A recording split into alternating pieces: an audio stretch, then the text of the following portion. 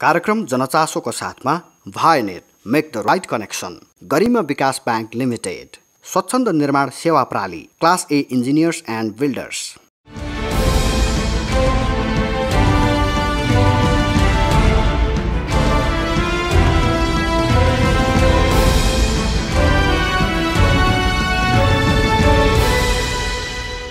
दर्शकबिन नमस्कार। कार्यक्रम जनचासोको अर्को नयाँ श्रृङ्खलामा यहाँलाई हार्दिक स्वागत छ। नेपालमा पनि कोरोना संक्रमण तीव्र रूपमा बढ्दो अवस्थामा छ। देशका अधिकांश स्थानमा संक्रमित देखिन थालेका छन् भने उपत्यकामा पनि संक्रमितको संख्या उल्लेख्य रूपमा थपिँदै गएको छ। यो अवस्थामा सबैले उच्च सतर्कता अपनाऊ, सरकारले जारी गरेका निर्देशन पूर्ण रूपमा पालना गरौँ, कोरोनाबाट आफू पनि बचौँ र अरूलाई पनि बचाऊ।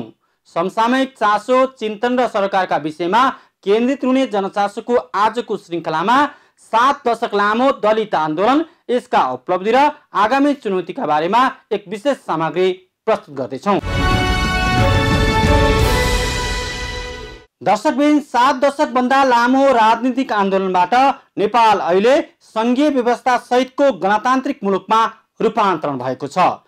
परिवर्तनका लागि भएका दर्जनौं आन्दोलनको परिणाम स्वरूप राजतन्त्रात्मक व्यवस्था अन्त्य गर्दै गणतन्त्रमा प्रवेश गरिरहँदा केही त्यस्ता महत्त्वपूर्ण सवालमा भने उल्लेख्य रूपमा परिवर्तन हुन सकेको छैन।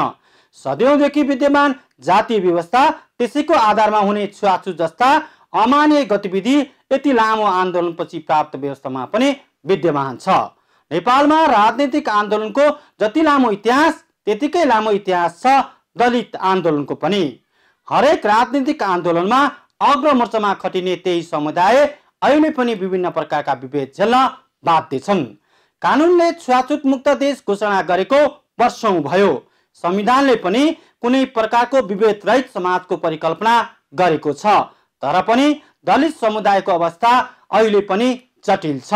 रुकुमको सोती प्रकरणले स्पष्ट पार्छ कि कानुनी रूपमा परिवर्तन भए पनि सामाजिक रूपमा हाम्रो चेत माथि उठ्न सकेको छैन। यो अवस्था किन र कहिलेसम्म, यसै सम्बन्धी तयार पारिएको एक विशेष रिपोर्ट। नेपालमा 60 लाखभन्दा बढी जनसङ्ख्या रहेको दलित समुदायको अवस्था प्रजातन्त्र प्राप्तिको 7 दशक पूरा हुँदा पनि उल्लेख्य रूपमा सुधार हुन सकेको छैन।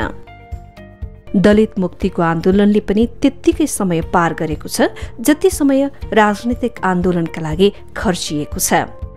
राजनीतिक रूपमा भएका आन्दोलनले कैयन व्यवस्था परिवर्तन गरिसक्दा पनि त्यही आन्दोलनको मोर्चामा उभिएका दलित समुदायको अवस्था रूपान्तरण हुन नसक्नु शर्मनाक विषय हो। कानुनी रूपमा छुवाछुत र विभेदमुक्त देश घोषणा भएको दशकौं भइसक्दा पनि व्यवहारमा त्यस्तो देखिएको छैन। नेपालको संविधानमा कुनै पनि सार्वजनिक या निजी स्थान र क्षेत्रमा जात जातिकै नाममा विभेद, छुवाछुत व्यवहार गर्न नपाइने र गरेमा कानुनी कारबाही हुने स्पष्ट व्यवस्था छ।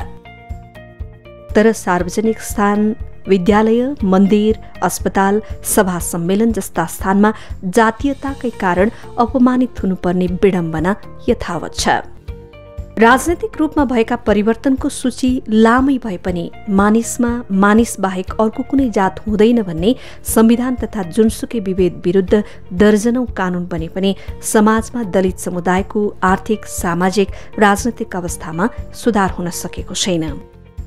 अन्तर्जातीय विवाहकै कारण नरसंहार मचाइएको रुकुम सोती प्रकरण होस् वा रूपन्देही तथा धनुषामा घटाइएका पछिल्ला जातीय विभेदका घटनाले विद्यमान सामाजिक चिन्तन र मनोदशा बुझ्न सकिने बताउँछन् दलित सेवा संघका अध्यक्ष ईश्वरी प्रसाद विक। नेपालको नयाँ संविधानले सबै जाति, सबै वर्ग, सबै समुदाय, सबै तह तबकाका व्यक्तिहरू, जातिहरू, समुदाय सबै समान हुन्, कानुनले सबैलाई समान मान्दछ। त्यसै सन्दर्भलाई जोडेर अहिले नेपालको परिवेशमा हेर्ने हो भने अब देखिहाल्नुभयो, संविधान बन्यो, कानुन बन्यो, विभिन्न खालका नीति नियमहरू बने, समग्रतामा परिवर्तनका आभासहरू चाहिँ हामीले सबैतिरबाट, सबै तर्फबाट देख्छौँ। तर नेपालको परिवेशमा जातपात, छुवाछुत र विभिन्न खालका हिंसा, हत्याहरू यथास्थितिमै अवस्थामा छ। जो यथास्थितिवादी चिन्तनको कारणले गर्दा हुनसक्छ या परिवर्तनकारी शक्तिहरूको चाहिँ बुझाइको कारणले हुनसक्छ नेपालको परिवेशमा दलितहरूको अवस्था अझै पनि जर्जर अवस्था छ। राज्यका उच्च तह सरकार, मन्त्री, संसद, प्रदेश तथा स्थानीय सरकार, निजामती कर्मचारी, शिक्षक, सेना, प्रहरी लगायतका क्षेत्रमा दलित समुदायको पूर्ण समानुपातिक आरक्षणको संवैधानिक ग्यारेन्टी हुन नसक्दा पनि सुधार हुन नसकेको अभियन्ताहरू बताउँछन्। सरकारले समृद्ध नेपाल सुखी नेपालीको राष्ट्रिय लक्ष्य अघि सारिरहँदा 65 लाखको हाराहारीमा दलित नागरिकको आर्थिक, सामाजिक तथा राजनैतिक उत्थान बिना सम्भव नहुने उनीहरूको तर्क छ। शिक्षा, स्वास्थ्य, कृषि, रोजगारी लगायतको जुन अवसरमा दलित समुदायलाई जो सम्बोधन गर्नुपर्ने हो, जो चाहिँ समावेशीको मुद्दाको आधारमा उनीहरूले जो रिजर्भेसन पाउनु पर्यो, जो विशेष अधिकार प्राप्त गर्नु पर्यो, जो पछाडि पारेको समुदायलाई साँच्चीकै माथि ल्याउनुपर्छ भन्ने सरकारको नीति कार्यक्रम जो छ त्यसमा इन्क्लुडिङ गर्नुपर्ने, त्यो साँच्चीकै भन्ने हो भने अहिले पनि दलित समुदायको प्रतिनिधित्व सुनिश्चितताको हिसाबले, राजनीतिक हिसाबले, तपाईँको रोजगारीको हिसाबले, तपाईँको अवसरको हिसाबले तिनी कुनै पनि कुरा भएको छैन। र अहिले भर्खरै तपाईँले देख्नु भएको छ राष्ट्रिय दलित आयोग अहिले पनि कोमामा छ। दलित विकास समिति जो छ त्यो चाहिँ दलितहरूको उत्थानको लागि धेरै काम गरेको छ, शिक्षामा उसले धेरै ठुलो सपोर्ट गरेको थियो। त्यस्तो संरचना चाहिँ अहिलेसम्म तपाईँको कोल्याप्स छ, त्यसको कुनै गठनको प्रक्रिया नयाँ संरचना ल्याउने कुरामा चाहिँ सरकार त्यसप्रति चासो दिएको छैन। वादी विकास समितिको कुरा गर्नुहुन्छ भने वादी विकास समिति पनि त्यही हालतमा छ। त्यसकारण दलित समुदायको उत्थानको लागि बनेका संरचनाहरू पनि भएका संरचनाहरू भत्काइएको छ अथवा आइसोलेसनमा राखिएको छ। जो भएको नीति कार्यक्रम जो गतिविधि सम्पन्न गर्नुपर्ने हो त्यो गतिविधि पनि दलितहरूको पक्षमा भएको छैन। यस अर्थमा दलित समुदायले जुन नयाँ संविधानले नयाँ परिवेश सिर्जना गर्छ भन्ने जो अनुभूति गरेका थिए त्यो चाहिँ सम्भव भएको देखिएको छैन। साँच्चै दात्री निकाय र हामी जस्तै नागरिक संस्थाहरूको अभियान हुँदैन थियो भने दलित आन्दोलनको उचाइ पनि यो अवस्थामा आउँदैन थियो। किनभने अब जुन रूपले नागरिकमा सक्रियता बढेको छ, सचेतना बढेको छ, यो चाहिँ साँच्चै त्यो भूमिका हुँदैन थियो भने अझ दर्दनाक अवस्था हुन्थ्यो। त्यसकारण चाहिँ पक्कै पनि दात्री निकाय हामी जस्तै सङ्घ संस्थाहरूले जुन खालको भूमिका निर्वाह गरेका छौँ त्यसले चाहिँ समाजको सचेतना बढाएको छ, जागरण बढाएको छ, पढ्नुपर्छ भन्ने भावना जागृत गराएको छ। हामी चाहिँ हाम्रो चाहिँ अधिकारको लागि सङ्घर्षशील हुनुपर्छ, सङ्गठित हुनुपर्छ भन्ने भावना जागृत गराएको छ।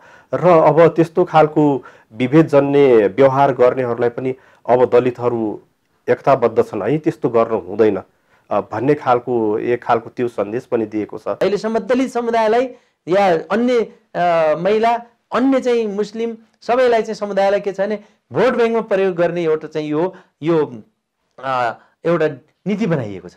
अब यो नहटेसम्म समाधान आउँदैन। हेर्नुहोस्, किनभने अब मान्छेले त बुझिसक्यो नि, ओहो जायज मानव भनेको त सबै सम्मानपूर्वक बाँध्न पाउनु छ भने कोहीले नबुझिया छ र?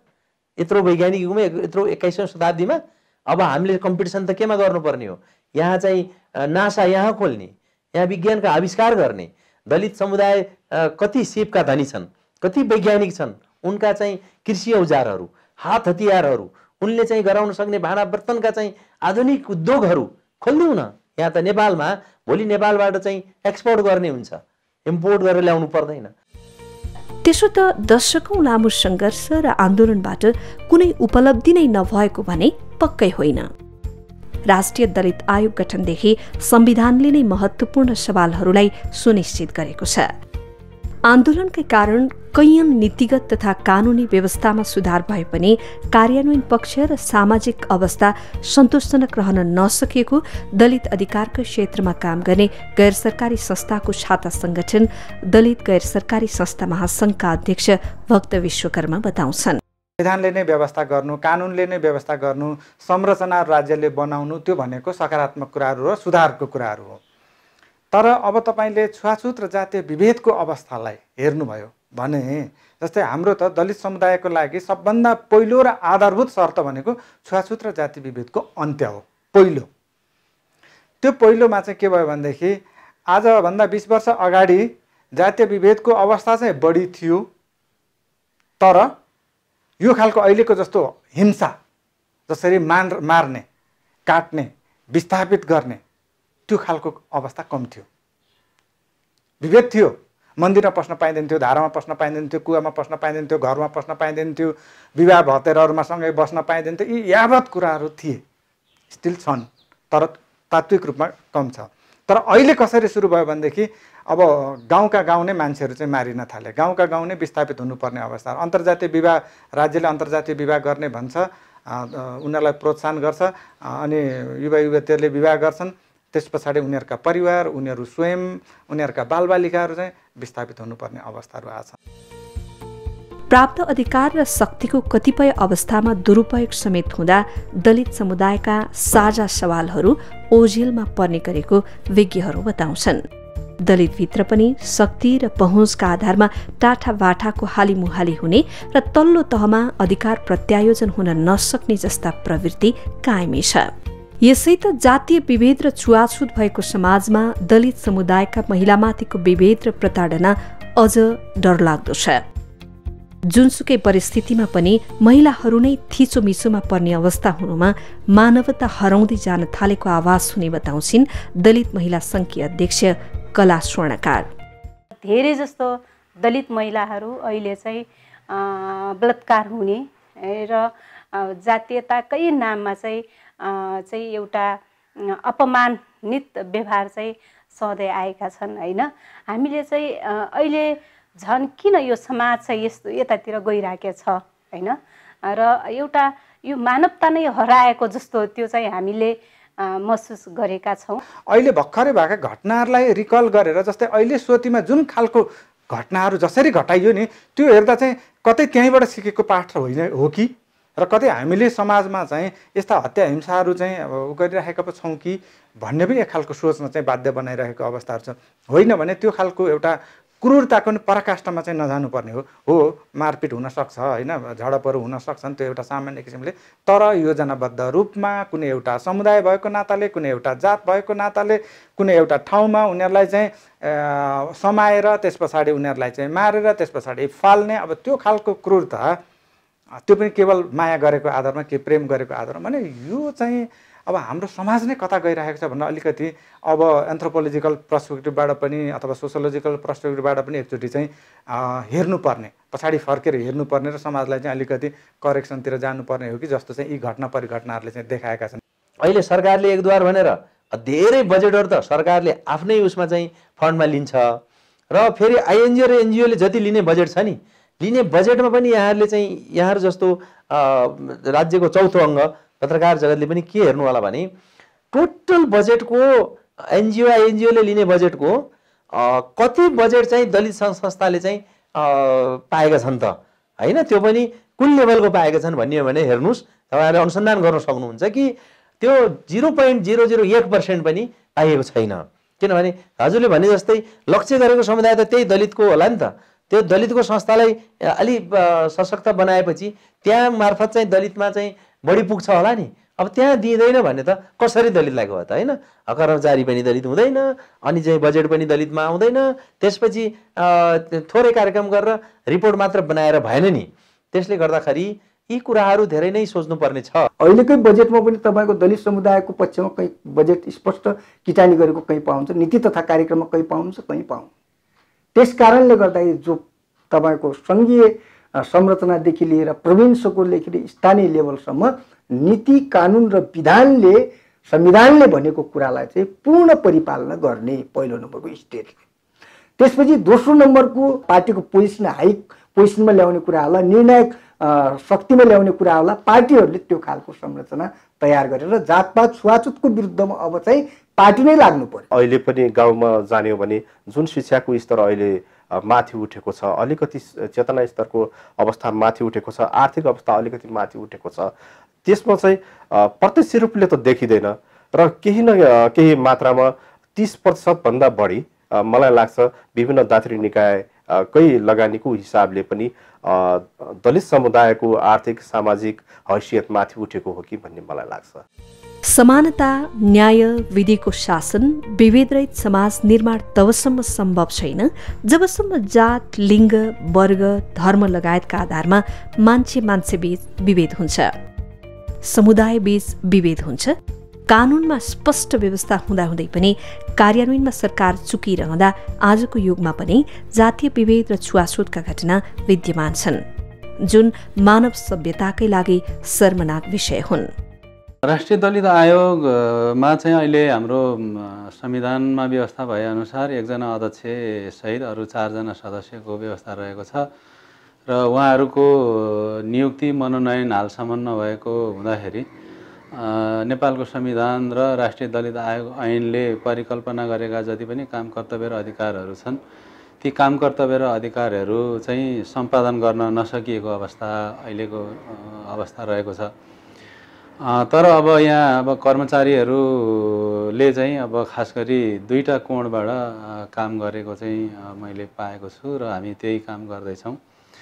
एउटा भनेको चाहिँ अब अर्थ मन्त्रालयबाट स्वीकृत हाम्रो वार्षिक कार्यक्रम अनुसार चाहिँ विभिन्न कार्यक्रमहरू हुन्छन्। हामी त्यो चाहिँ स्थानीय स्तर, जिल्ला स्तर, प्रदेश स्तर र कतिपय अवस्थामा केन्द्र स्तरमा विभिन्न किसिमका चाहिँ हाम्रो यो जातीय विभेद छुवाछुत विरुद्धका विभिन्न प्रचारात्मक जनचेतना अभिवृद्धि गर्ने खालका कार्यक्रमहरू हामी सञ्चालन गर्छौँ र गत वर्ष हामीले त्यस्ता कार्यक्रमहरू सञ्चालन गर्ने 10वटा कार्यक्रम गर्ने चाहिँ हाम्रो कार्यक्रम रहेको थियो।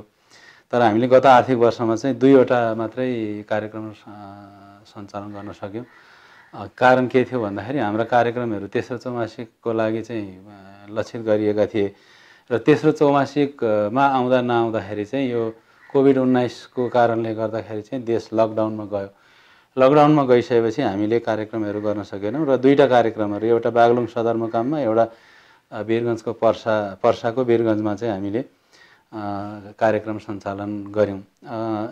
र साथसाथै यो विभिन्न किसिमका चाहिँ अब बारम्बार सोधिने प्रश्नहरूको उत्तर निर्माण, प्रचार प्रसार, दलित अधिकार सम्बन्धी ऐन नियमहरूको प्रचार प्रसार, दलित समुदायको हक हित र अधिकार सम्बन्धमा भएका कानुनी व्यवस्था सम्बन्धी जति पनि कानुनी व्यवस्थाहरू छन् ती सबैलाई एकीकृत गरेर त्यो एउटा पुस्तकाकारको रूपमा चाहिँ प्रकाशन गर्ने र त्यो प्रकाशनलाई चाहिँ अब जिल्लामा र जिल्ला मार्फत स्थानीय तहसम्म पुर्याउनका लागि चाहिँ हामीले प्रयासहरू गऱ्यौँ। राष्ट्रिय दलित आयोगमा चाहिँ यो नोटिस हुन आउने यो विभिन्न जातीय भेदभाव छुवाछुत सम्बन्धी घटनाहरू हुन्छन्, ती घटनाहरूका विषयमा हामी त्यसलाई अभिलेखित गर्छौँ यहाँ र ती घटनाका दोषीहरूलाई कारबाहीका निमित्त र जो पीडित व्यक्तिहरू हुनुहुन्छ, पीडित व्यक्तिहरूले न्याय पाउनुहोस् भनेर हामीले सम्बन्धित जिल्लाका प्रमुख जिल्ला अधिकारीज्यू, जिल्ला प्रहरी कार्यालयका प्रमुखज्यूलाई चाहिँ हामी अनुरोध गरेर पठाउँदा रहेछौँ। हाम्रो चाहिँ अब गत आर्थिक वर्षको कुरा गर्दा चाहिँ विभिन्न यस्ता 25वटा घटनाहरू चाहिँ भएका रहेछन् र यी 25वटा घटनामा चाहिँ अब यो दलित हक अधिकार 3टा, जातीय तथा अन्य सामाजिक विभेद, गाली गलौज जस्ता 8वटा, कुटपिट 7वटा, बलात्कार 1वटा, हत्या मृत्यु 4वटा, अन्तर्जातीय प्रेम विवाह 1वटा र अन्य प्रकृतिका 1वटा गरेर जम्मा 25वटा चाहिँ घटनाहरू भएका रहेछन् र यी सबै घटनाहरूका विषयमा चाहिँ हामीले सम्बन्धित जिल्लाका प्रमुख जिल्ला अधिकारीज्यू मार्फत चाहिँ अनुरोध गरेका छौँ र कतिपय जिल्लाहरूबाट भएको कारबाहीको फिडब्याक पनि हामीलाई आइरहेको छ र अब अहिले हामीले गरेका कामहरूको कुरा गर्दाखेरि चाहिँ मोटामोटी यही 2वटा लाइनबाट हामीले हेर्नुपर्ने देखिन्छ। सत्तारोहणका लागि तिनै समुदायलाई भर्याङ बनाउने र सत्तामा पुगेपछि उनीहरूका आवाज नै दबाउन लागि पर्ने तथा नजरअन्दाज गर्ने गलत राजनैतिक प्रवृत्ति दोहोरिँदा समस्या जहाँको तहीँ छ। दलित समुदायका मुद्दा र सवालमा जुनसुकै दलहरूले राजनैतिक बेइमानी गरिरहेका छन् भने संविधानले व्याख्या गरेको कुरा कार्यान्वयनमा ल्याउन नसक्नु जुनसुकै सरकारको निरीहता हो। सत्ता सञ्चालन गर्ने हुन् वा राजनैतिक दलहरू, उनीहरूले नै यथास्थितिलाई प्रश्रय दिँदा सामाजिक रूपान्तरणमा उल्लेख्य उपलब्धि हासिल हुन नसकेको विज्ञहरूको बुझाइ छ। यो अहिले जति पनि नीतिहरू हामीले राज्यले चाहिँ एउटा 25 वर्ष सोच ल्याएछ बाहिर नीतिको रूपमा, अहिले चाहिँ अब 15औं योजना बाहिर ल्याएको छ, त्यसमा पनि हाम्रा सुझावहरू दिएका थियौँ र त्यस पछाडि लिभिङ नो वान बिहाइन्ड, कसैलाई पनि पछाडि नछोड भनेर एउटा चाहिँ ग्लोबल गोलको रूपमा चाहिँ युएनले जारी गरेको छ र त्यो चाहिँ हामी सबै राष्ट्रहरू चाहिँ त्यसका पक्ष छन् र नेपालले पनि त्यसमा चाहिँ काम गरिरहेछ भनेपछि कसैलाई पनि पछाडि नछोड भनेर त्यो ग्लोबल गोलले भनिरहेको छ भनेपछि त्यसमा चाहिँ नेपालमा सबभन्दा पछाडि परेका को हुन् त भनेर नेपाल राज्यले खोज्दाखेरि चाहिँ अब त्यहाँबाट विकासलाई चाहिँ सुरु गर्नुपर्ने भयो। भने त्यतातिर काम गर्नका लागि चाहिँ हामी विशेष गरी सरकारलाई, राज्यका सबै निकायहरूलाई र प्लानिङ कमिसन सबैलाई चाहिँ हामी त्यतातिर चाहिँ आग्रह गर्छौँ। हामीले गरि पनि राखेका छौँ, त्यो गर्छौँ। दलित समुदायलाई निगाहको रूपमा होइन, दयाको रूपमा होइन, उनीहरूको अधिकार हो, उनीहरू पनि यो देशका त्यत्तिकै नागरिक, समान हकदार राख्ने नागरिक हुन् भनेर त्यो हिसाबले चाहिँ उनीहरू पछाडि पारिएको छ। त्यसले त्यो पछाडि पारिएको भएको कारणले त्यहाँ चाहिँ हामीले केही साधन स्रोत अलिकति बढी त्यहाँ लगानी गर्नुपर्ने छ अगाडि बढाउनका लागि भनेर राज्यले चाहिँ त्यो खालको नीति लिदियो र ती नीतिहरूमा चाहिँ अगाडि बढ्यो। र जस्तै अहिले चाहिँ हाम्रो 5औं अर्को मानवाधिकार कार्ययोजना अगाडि आइरहेको छ। ती कार्ययोजनाले चाहिँ छुवाछुत जाति विरोध अन्त्यका चाहिँ योजनाहरू बनाएर लिएर अगाडि आइदिने भनेपछि फेरि पनि यी चिजहरूले चाहिँ प्राइभेट सेक्टरलाई कहाँनिर मोबिलाइज गर्ने, नागरिक संस्थाहरूलाई कहाँनिर मोबिलाइज गर्ने, आयोगहरूलाई कहाँनिर मोबिलाइज गर्ने, सरकारका विभिन्न मन्त्रालयहरू कहाँबाट हुने, प्रदेश कसरी मोबिलाइज हुने र स्थानीय तह कसरी मोबिलाइज हुने भने यो खालको एउटा फ्रेमवर्क बनाएर चाहिँ अगाडि बढ्ने अवस्थाहरू रह्यो भनेदेखि मलाई लाग्दैन कि यो धेरै दिनसम्म हाम्रो छुवाछुत जाति विभेद भनेर हामीले यहाँ भनिराख्नुपर्ने, कराइराख्नुपर्ने अवस्थाहरू हुँदैन। त्यतातिर चाहिँ विशेष गरी राज्य अगाडि बढोस्। जुन सोती नरसंहार भयो त्यो नरसंहारलाई राज्यले, सरकारले चान्चुन हिसाबबाट लिनु हुँदैन। त्यसलाई गम्भीर रूपबाट लिएर कडाभन्दा कडा कारबाही गर्नुपर्छ। सरकारले रसोती नरसंहारका ती 6 जनालाई चाहिँ शहीद घोषणा गर्नुपर्छ। तिनको सरकारले एउटा चाहिँ स्मृति पार्क बनाइदिनुपर्छ र सरकारले तिनका जो परिवार छन्, परिवारहरूको अवस्थालाई हेरेर उनको घर बनाउने हो कि उनलाई रोजगार दिने हो कि उनको संरक्षण कसरी गर्ने गर्नुपर्छ। र ती 12 जना जो छन्, ती 12 जना हेर्नुहोस् कलिला नाबालक छन्, उनी त्यति त्रासमा छन्। मैले गएर प्रत्यक्ष भेटेर उनीहरूसँग संवाद गरेँ। मैले उनीहरूको चाहिँ सबै इन्टरभ्यू लिएँ। उनीहरू भविष्यलाई समेत डराएका छन्। हामी हुर्किएला पढ्न कहीँ केही हामी चाहिँ कार्यक्रममा बाहिर अन्य जिल्लामा जानु पर्ला, भोलि हामीलाई मार्छन् कि भन्ने त्यस्तो साइकोलोजिकली त्यस्तो त्रासमा छन्। उनीहरूको सुरक्षाका लागि राज्यले के गर्ने, उनीहरूलाई पनि उनीहरूको संरक्षणका लागि के गर्ने भन्ने कुरा राज्यले गर्न सकिन्छ नि। परिवर्तनको सन्दर्भलाई जोडेर सामाजिक रूपान्तरणको हिसाबले, कुरा उठानको हिसाबले, कानुन बन्ने कुराहरूमा, त्यसपछि नीति बन्ने कुराहरूमा, निर्णय गर्ने कुराहरूमा त्यसलाई त परिवर्तन मान्नु नै पर्यो। तर हामीले भनेको के भने कार्यान्वयनको जुन गति हो त्यसले गति लिन सकेन।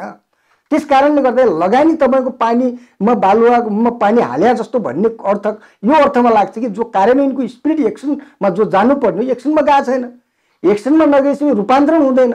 त्यस कारणले गर्दाखेरि हामीले के बुझ्नुपर्छ भने जुन कुरामा लगानी गर्नुपर्ने त्यो कुरा हामीले चाहिँ प्राप्त गर्नका लागि त्यसको एक्सन ओरिएन्टेड हुनु पर्यो। कोभिडले चाहिँ प्रभाव पारेकोमा चाहिँ दलितहरू पर्छन्। दलितहरू, महिला, बालबालिका, होइन, ज्येष्ठ नागरिक, अपाङ्गताका भएका व्यक्तिहरू, यिनीहरूलाई बढी अझ प्रभाव परेको छ। होइन, अब तपाईँले अब 70मा मलर सदा चाहिँ खानै नपाएर मरे, होइन, भोकमरीमा मरे र उनीहरूलाई चाहिँ यहाँसम्म छ कि अब जस्तै हाम्रोमा चाहिँ अब सापट्टि मागेर पैसो गरेर खाने चलन पनि छ। तर कतिपयले पैसो माग्दाखेरि पनि नपाएको, सापट्टि माग्दाखेरि पनि नपाएको खानलाई भन्ने कुराहरू छ। होइन, र त्यसै गरेर फेरि अहिले त्यस कारणले गर्दाखेरि हामीले के सोचेका छौँ भन्दाखेरि सबै हाम्रो कार्यक्रमहरू जति पनि गर्ने कार्यक्रम छ हामीले चाहिँ यो जीविको निर्वाहमा लक्षित गरेका छौँ। होइन, र उनीहरूलाई चाहिँ उनीहरूको स्वास्थ्यमा चाहिँ कसरी उनीहरूमा स्वास्थ्यमा चाहिँ कसरी पहुँच गर्ने भन्ने कुराहरूलाई चाहिँ हामीले बढी चाहिँ अहिले त्यसैलाई नै लक्षित गरेका छौँ हामी। जबसम्म सरकार आफ्ना नागरिकप्रति पूर्ण रूपमा जवाफदेही हुन सक्दैन तबसम्म दण्डहीनताको अन्त्य हुँदैन। समग्रमा जबसम्म विधिको शासन स्थापित हुन सक्दैन तबसम्म सामाजिक खण्डीकरण भइरहन्छ। जबसम्म मान्छेबीच जात र छुवाछुतको पर्खाल उभिन्छ तबसम्म कोही मान्छेको हैसियतमा रहन पनि सक्दैन।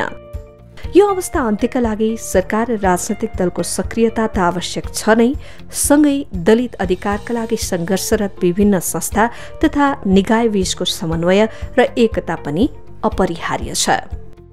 जातीय विभेद र छुवाछुतलाई हाम्रो समाजमा यो जुन आदिमकालदेखि यो एउटा चाहिँ जरो गाडेर बसेको चाहिँ जुन एउटा चाहिँ कुरा छ, अब यसलाई कसरी हटाउने भन्ने कुरा नै सबैभन्दा महत्त्वपूर्ण विषय हो र यो नै आयोगको वर्तमानको र भविष्यको पनि चुनौती हो। जबसम्म एउटा समाजमा बस्ने नागरिकलाई समान दृष्टिले एक अर्कामा हेरिँदैन तबसम्म त्यो समाजमा चाहिँ एउटा चाहिँ सम्मानपूर्वक समाजका मान्छेहरू बाँचिरहेका छन् भनेर कसैले पनि कल्पना गर्न सक्दैनन्।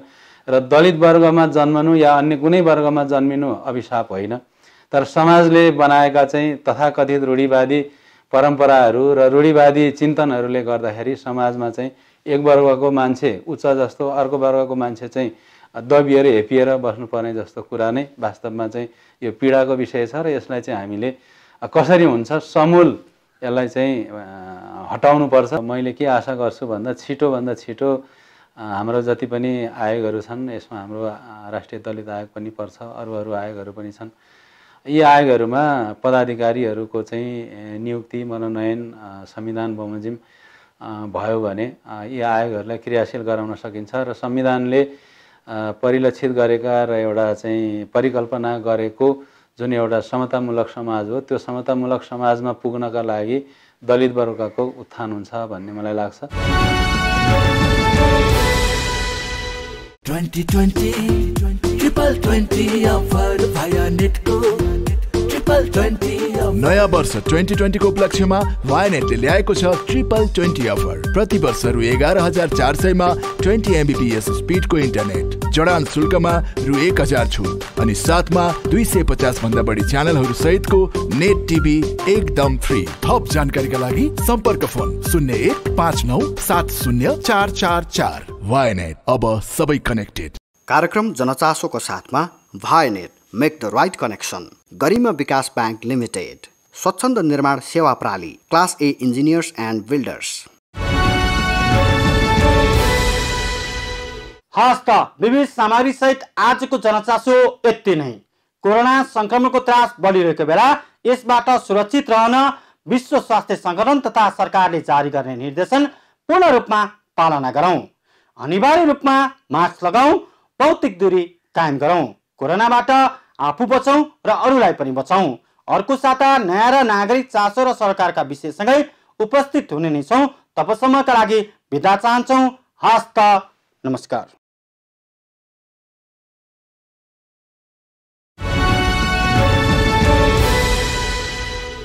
कार्यक्रम जनचासोको साथमा वायनेट make the right connection, Garima Bikas bank limited, Swachhanda Nirman सेवा प्रणाली, class A engineers and builders.